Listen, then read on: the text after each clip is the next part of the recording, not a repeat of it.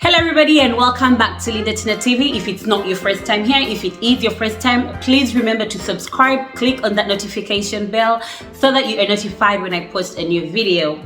So now, as you have already seen from the title of the video, I am going to be talking about common myths about Africans living abroad by Africans. So back home, what do they think about Africans who are living in the diaspora, who are living abroad? If that sounds like a topic you will be interested in, then stay tuned. The interesting thing about many of these myths is that they go both ways. So some people think one thing and the other people think the exact opposite. Let's go in with the first myth.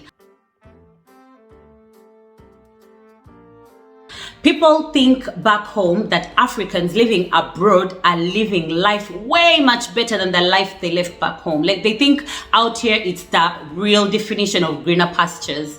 So this myth is fairly true and not, but it depends on the aspect you're talking about. Some things are definitely way much better out in the Western world compared to back home. For example, medical facilities, transportation, and then some things like food, eating organic food is way much better back home in Africa. But in the same breath, there are people who think that people living abroad are living a way much worse life than the life they left back home. Like we are out here suffering, like living a terrible life with the snow, with the cold, working so many hours, which could be true, but this depends on each individual and each person's lifestyle. So we can't really be generic about most of these things. The second one is related a bit to the first one. So people back home think that the Africans in the diaspora make loads of money. Now, this is somewhat true in the sense of if you compare how much the salaries are here to back home, obviously it sounds like a lot of money. But then you have to put into consideration that the bills, the cost of living out here is also higher than the cost of living back home. So it kind of balances itself out. But people back home think that, oh my God, once you go abroad, you're gonna make lots and lots of money. Yes, but also you're gonna spend lots and lots of money to survive out there. The other myth is that Africans here in the diaspora living abroad travel a lot. Now, there is some truth to that depending on where you live. For example, I live in Italy and it's so easy to see so many new places without going too far. So of course, it makes it easy to travel to new places without spending so much and without taking so much time, like so many hours. Also, when you live in the Schengen area, there are less restrictions on where you can go without asking for a new visa. And so it makes it easier for people out here in Europe to travel. And then also America is so big, so there's so much to see and do without going so far away just within America. So there is some truth to that. But I think social media makes it seem like we are always on the move, like we're always going to all these far away exotic places. Yet usually there may be just places right outside your city.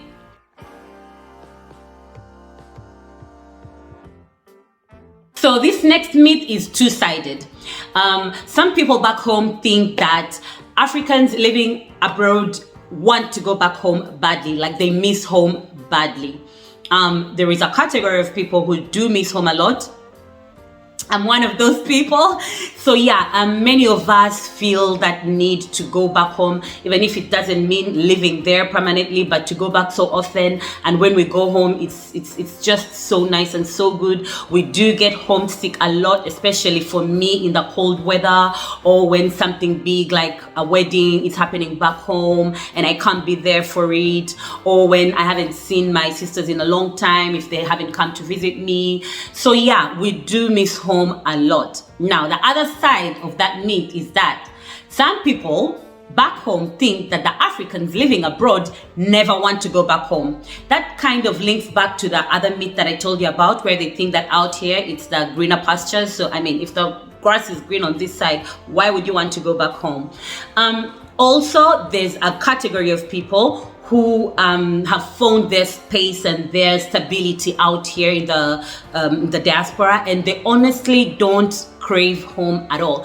I have a friend who's lived in Germany for about 15, 20 years maybe, and she honestly gets a reverse culture shock when she goes back home to Uganda.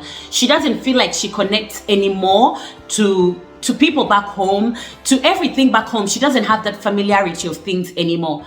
Personally, when I go back home, it's like I never left. I still have my contacts, my friends. Obviously, I get some reverse cultural shock as well regarding a few things, but for the bigger part, I fit in quite fine. Some people don't have that, and so they don't desire to go back home at all.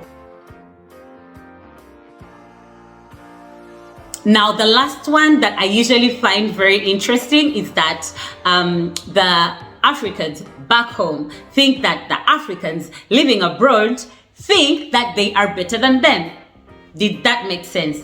So this especially happens when we go back home to visit, or when we move back home, like when we make that final move to go back home. People think that, oh, now that you've been living in the Western world where you've seen more advanced ways of doing things, better transportation, better medical care, so now you think you're better than others. For those who live in countries with these different accents of English, they're gonna come back home and they're speaking like British, and they feel like their English is better than those back home.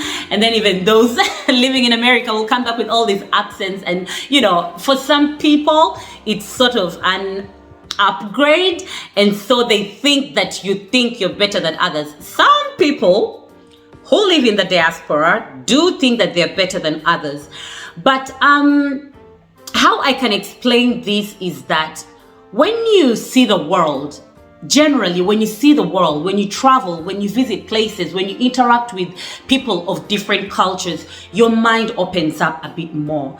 And so when you go back to where you were born and raised, there are gonna be some ideas that you don't relate to anymore.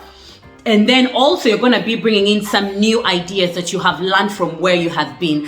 And for some people that may look like thinking you're better than others because you don't feel like you want to do some of the things that you have been doing in your culture back home, or to bring in this new culture, this new Western culture. So for some people that may seem like trying to be better. For some people, when you come back speaking with a different accent, they'll think that you're trying to be better, trying to speak a certain level of English. For example, if you come from an English speaking country like Uganda, they'll think that you're maybe trying to sound better than them. So yeah, there's also that, but it's not usually true. It's usually that the mindset has changed, which is normal. It happens when you live in another place for a prolonged period of time. So guys, I think there are very many other assumptions that I haven't mentioned, so many myths about Africans living abroad in the diaspora.